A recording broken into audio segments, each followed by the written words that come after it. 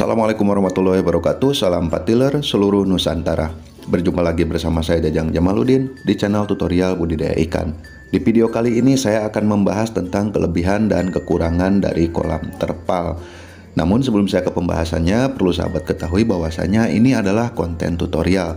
Harap disimak baik-baik dan tonton video ini sampai tuntas. Jangan di-skip-skip agar sahabat tidak gagal paham. Yang pertama, kelebihan dari kolam terpal adalah harganya relatif lebih murah. Memang kalau kita bandingkan antara kolam terpal, kolam beton, dan juga kolam tanah, harga kolam terpal relatif lebih murah. Jika kita ingin membuat kolam beton, perlu beberapa macam material untuk kita beli. Belum lagi kita membayar ongkos tukang untuk membuat kolam beton. Begitupun halnya dengan kolam tanah. Sebidang tanah itu harganya berapa? Belum lagi membentukan, mencangkul, mengangkat tanah, dan lain sebagainya. Pasti sangat mahal sekali. Jadi kolam terpal ini banyak dipilih oleh para pembudidaya ikan lele di Nusantara karena harganya relatif lebih murah. Yang kedua, kelebihan dari kolam terpal adalah mudah dalam hal pembuatan. Kalau kita bandingkan kembali antara kolam terpal, kolam beton, dan juga kolam tanah, kolam terpal relatif mudah untuk kita buat. Kalau kita membuat kolam beton, materialnya harus kita beli, belum membuatnya juga cukup lama. Begitupun halnya dengan kolam tanah, harga sebidang tanah cukup mahal dan juga pembuatannya cukup lama. Berbeda halnya dengan kolam terpal, harganya relatif murah dan juga mudah untuk kita buat. Mau kita buat jenis kolam kotak ataupun kolam bulat, yang jelas kolam terpal mudah dalam hal pembuatan. Yang ketiga, kelebihan dari kolam terpal adalah mudah untuk dipindahkan. Kolam terpal ini sifatnya semi permanen. Bisa terbuat dari rangka bambu, rangka kayu, rangka peralon, ataupun rangka yang kuat seperti besi wermes. Dikarenakan sifatnya semi permanen, jadi kolam terpal ini mudah untuk kita pindahkan. Umpamanya kita budidaya bukan di tanah sendiri alias tanah sewa. Apabila kontrakan tanah tersebut sudah mau habis, otomatis kita akan pindah ke tempat yang baru.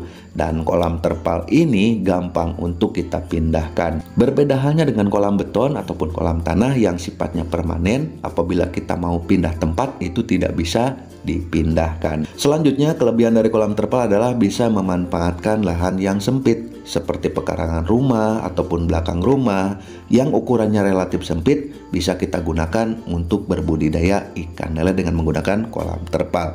Kolam terpal ini beragam sekali ukurannya, dari ukuran yang kecil, yang sedang maupun yang besar. Semua itu bebas kita pilih, sesuaikan dengan budget dan tempat yang kita miliki. Apabila kita memiliki tempat yang cukup sempit, katakanlah di pekarangan rumah atau mungkin di belakang rumah, kita bisa membuat kolam kecil yang sederhana terbuat dari kolam terpal. Selanjutnya, kelebihan dari kolam terpal adalah mudah mengontrol budidaya. Dikarenakan kolam terpal ini semi permanen dan posisinya pun ada di darat, jadi kita mudah dalam mengontrol budidaya. Baik itu persiapan air, pemupukan air, memelihara kualitas air, dan penebaran ikan serta kepengurusan ikan. Bagaimana tingkat pertumbuhan ikan dari hari ke hari itu mudah sekali kita kontrol. Karena kolam terpal ini adanya di darat, jadi kita tidak susah untuk mengontrol kondisi budidaya. Yang terakhir yang menjadi kelebihan kolam terpal adalah suhu air kolam yang cukup stabil. Dikarenakan kolam terpal ini posisinya ada di darat, jadi untuk suhu air kolam pun cukup stabil. Berbeda halnya dengan kolam beton ataupun kolam tanah yang suhunya relatif berubah-ubah. Apabila dalam kondisi panas ataupun hujan itu cepat sekali berubah. Namun kalau kolam terpal itu suhunya relatif stabil. Maka dari itu kebanyakan dari pembudidaya ikan lele, apalagi yang di segmen pembenihan dan pendederan, itu lebih cenderung memilih kolam terpal. Itu dia sahabatku semua, 6 kelebihan dari kolam terpal. Dan sekarang saya akan membahas 6 kekurangan dari kolam terpal serta 6 solusi untuk menutupi kekurangan tersebut. Yang pertama, kekurangan dari kolam terpal adanya tidak tahan lama atau mudah lapuk. Sekuat-kuatnya kolam terpal, semahal-mahalnya harga kolam terpal, itu pasti kurang tahan lama atau cepat lapuk. Apalagi kena matahari langsung atau kena air hujan secara langsung, itu akan cepat tua dan cepat lapuk. Jadi kolam terpal ini jelas kurang tahan lama. Adapun itu yang cukup lama dalam hal pemakaian, umpamanya sampai 6 tahun atau 7 tahun, itu pun ada batasnya. Berbeda halnya dengan kolam beton dan juga kolam tanah yang sifatnya permanen, itu lebih awet dan tahan lama. Lalu bagaimana solusinya untuk menjaga agar kolam terpal ini sedikit tahan lama dan juga tidak cepat lapuk? Silahkan sahabat buat atap kolam saja. Mau atap permanen silahkan, mau dari genteng, mau dari asbes, mau itu dari terpal silahkan, ataupun mau atap seperti paranet itu silahkan. Yang penting kolam terpal sahabat tidak terkena sinar matahari secara langsung ataupun tidak terkena hujan secara langsung. Jadi ada penahannya. Kalaupun atap kolam kita dari paranet itu ada penahan, jadi matahari tidak langsung, air hujan pun bisa dipecah terlebih dahulu untuk menjaga keawetan dari kolam terpal ini. Yang kedua, kekurangan dari kolam terpal adalah resiko kebocoran kolam yang sangat tinggi, terutama di bagian dasar kolam. Biasanya kolam terpal ini mudah sekali bocor, apalagi kolam terpalnya yang murah, yang tipis, itu cepat sekali bocor. Terkecuali kalau sahabat menggunakan terpal yang mahal, yang agak tebal seperti itu mungkin agak sedikit awet. Bagaimana solusi untuk menanggulangi hal itu? Silahkan sahabat pasang alas dulu sebelum memasang kolam terpal. Alas itu bermacam-macam, bisa menggunakan sekam, bisa menggunakan bahan-bahan yang lain seperti karung bekas atau terpal bekas. Yang penting kolam kita tidak terpasang secara langsung menyentuh tanah. Jadi ada alas terlebih dahulu untuk menjaga keawetan dasar dari kolam terpal ini. Selanjutnya, kekurangan dari kolam terpal adalah tidak ada resapan alami. Berbeda halnya dengan kolam tanah, kolam terpal ataupun kolam beton yang sifatnya itu ada di darat, itu tidak ada resapan alami. Kalau kolam tanah kita tidak terlalu khawatir karena memang kolam tanah ini mempunyai resapan alami.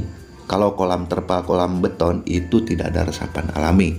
Bagaimana untuk menanggulangi hal itu? Silakan sahabat gunakan probiotik yang di dalam probiotik tersebut terdapat bakteri positif yang siap untuk mengurai endapan dasar kolam atau amonia. Selanjutnya, kekurangan dari kolam terpal adalah tingkat pertumbuhan pakan alami yang rendah. Dikarenakan kolam terpal dan kolam beton ini ada di darat, jadi untuk pertumbuhan pakan alami atau biota-biota kecil yang hidup di air kolam kita itu cukup rendah. Berbeda halnya dengan kolam tanah yang sifatnya alami, biasanya kolam tanah subur dengan pakan-pakan alami.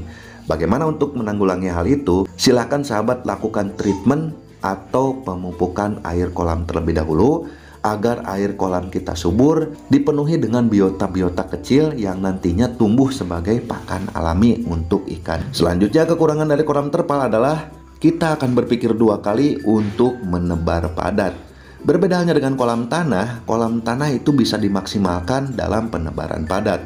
Sepadat-padatnya kita tebar di kolam terpal itu pasti ada batasnya. Karena apa? Dikarenakan tidak ada resapan alami, pertumbuhan pakan alami yang sedikit, dan segala sesuatunya pun kita buat-buat. Jadi kepadatan tebar bibit di kolam terpal itu sangat terbatas. Kita juga akan berpikir dua kali untuk melakukan tebar padat di kolam terpal. Selanjutnya, kekurangan dari kolam terpal adalah kita akan berpikir dua kali untuk mengaplikasikan pakan alternatif. Berbeda hanya dengan kolam tanah, tanpa keraguan kita bisa mengaplikasikan pakan alternatif. Karena sifat dari kolam tanah ini mempunyai resapan alami. Segala sesuatunya serba alami.